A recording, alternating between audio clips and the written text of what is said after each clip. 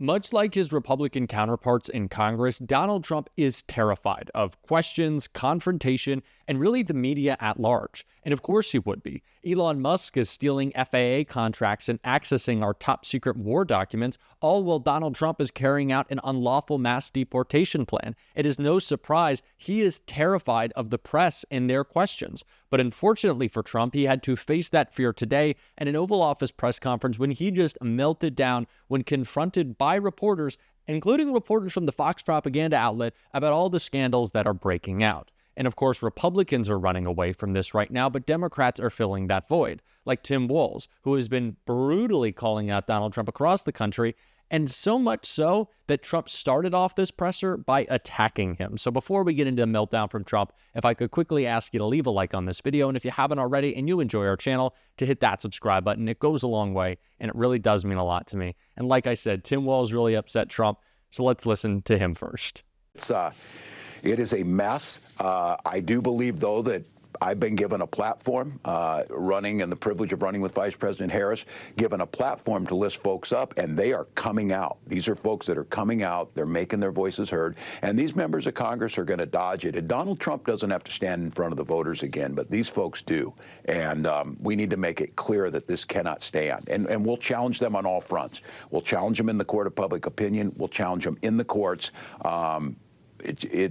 It's simply not what America's founded on. Again, I go back to that previous story with the attorney and the absolute disregard for all rule of law and human rights. This is stuff that Americans need to pay attention. I'm an optimistic person, and I'm not trying to, to paint this too terribly, but I think we have to assume the very worst in everything that this administration does, and we need to prepare for it. Tim Walz is right. We really do have to brace for the worst in this Trump administration. And we continue to see the worst every day. Just last night with a leaked report from the New York Times about Elon Musk being able to access top secret war plans, which Donald Trump was actually asked about later in this press conference that we'll get into, and his answer will absolutely shock you. But Tim Walz is clearly getting under Donald Trump's skin because, like I said, he responded to him right here. I don't know if you saw this. Tim Walz is now saying about Trump supporters, and forgive me, I'm just reading a quote from Tim Walz, "I think I could kick most of their ass." Oh boy, he'd be in trouble. Is there any way to know? Well, he's a loser. The guy's a loser. He lost an election. He played a part. Usually a vice president doesn't play a part, they say. I think Tim played a part. I think he was so bad that he hurt her. But she hurt herself, and Joe hurt them both. They didn't have a great group, but I would probably put him at the bottom of the group. Have you heard that Biden wants to get back involved for Democratic politicians, fundraising and campaigning against your policies? I hope so. I hope so. If anyone is the loser, Donald, it is clearly you. Tim Walz is a fighter. Tim Walz is an advocate. Tim Walz is not afraid of his voters. Tim Walz is not afraid to go out there and call you out, even though I'm sure we are a couple days away from Donald Trump threatening to jail or deport or to cut off all federal funding from Minnesota. But Tim Walz is unafraid of that. He has dealt with Donald Trump before, and he will eventually come out on top. And that is what we are seeing a lot right now. Sure, it seems like Donald Trump is way too powerful for anyone to combat, but Democrats are stepping up to call him out, and we have to continue to do so because it takes a while for the courts to catch up to our fight in the court of public opinion. And that is exactly what Donald Trump is so mad about when he's getting his unlawful order struck down by judges. People, we don't want him in our country. We can't let a judge say that he wants him. He didn't run for president. He didn't get much more than 80 million votes. And we just can't let that happen. It'd be so bad for our country. Donald Trump continues to talk about this overwhelming mandate that he won, which, as we've talked about on the show, is just such a complete lie. And I ask you, Donald, if you won such an overwhelming mandate, why did Democrats have to bail you out? Why were you potentially blaming them for the shutdown? Why can't you pass any of this unlawful agenda through Congress? Why are you trying to do it through the executive branch? Is it maybe because you are actively breaking the law in order to put as much power in the Oval Office as possible? Oh, that's it? Yeah, what a shock. And Donald Trump was asked about these disgusting and unlawful mass deportations, and his answer probably wouldn't surprise you. It didn't happen. Mr. President, do you think you you have the authority, the power to round up people, deport them, and then you're under no obligation to a court to show the evidence against them. Well, that's what the law says, and that's what our country needs, because we were, unfortunately, they allowed millions of people to come into our country, totally unvetted, totally unchecked. So you ought to ask, did he have the authority to allow millions of people? Did Biden have the authority to do something that's unthinkable? Do you notice how things keep coming back to President Biden lately? I didn't hear a lot about President Biden in the first couple weeks of the administration, but now that things are really falling apart for Donald Trump, he's always leaning on that crutch. He has no vision for the future. He doesn't care about anything or anyone but himself. But what he is always focused on is his vengeance. And I think he wants to go back to a time when on the campaign trail, he could just yell and scream and shout and lie about Biden inflation or a terrible Biden economy. But now he is confronted with the fact that he is the one actually screwing things up, and it's making him furious. He has no one to blame but himself, and so he's losing his mind. And he is also really upset that he continues to get confronted about his illegal plan like he was right here. There are families from some of the people that were on those flights to El Salvador that claim that they're not criminals, they're not members of Tren de Aragua, of MS-13. What can you tell them, and what guarantees can you give them that everyone in those planes were actual criminals, terrorists, as you said? Well, I was told that they went through a very strong vetting process, and that that will also be continuing in El Salvador. And if there's anything like that, we would certainly want to find out. But these were a bad group. This was a bad group, and they were in bad areas, and they were with a lot of other people that were absolutely killers, murderers, and people that were really bad with the worst records you've ever seen. And but we will continue that process, absolutely. We don't want to make that kind of a mistake. Is the U.S. planning to... Donald Trump doesn't care about evidence. Donald Trump doesn't care about due process. Donald Trump doesn't care that he is actively doing the thing that was claimed by him to be happening to him and the people around him, which is lawfare, the weaponization of the DOJ, criminal prosecutions and persecutions of political opponents. This is what Donald Trump was constantly screaming and whining and woe is meing about on the campaign trail.